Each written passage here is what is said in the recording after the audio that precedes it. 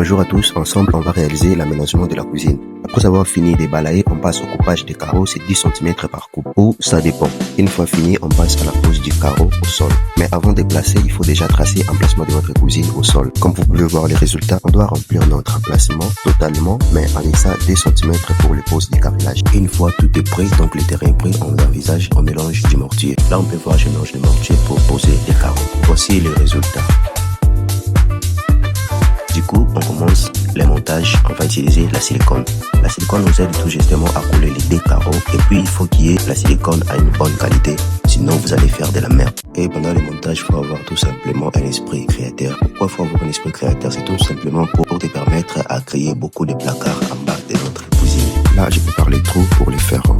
Une fois terminé, on prend notre évier, on prend les mesures, on coupe les carreaux. Couper les carreaux, on part à l'emplacement.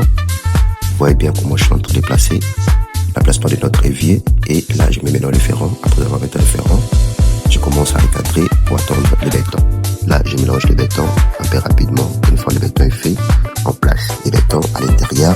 Dans le coulage de béton, il ne faut jamais oublier de laisser 2 cm pour les poses du carrelage. Donc, on ne peut pas couler jusqu'à la fin. Bon, de toutes les façons, il y a 1000 techniques, 1000 façons de le faire. Mais pour moi, j'aime toujours conseiller aux gens de laisser 2 cm pour les poses du carrelage. Une fois le nettoyage fini, on attaque les poses du carrelage.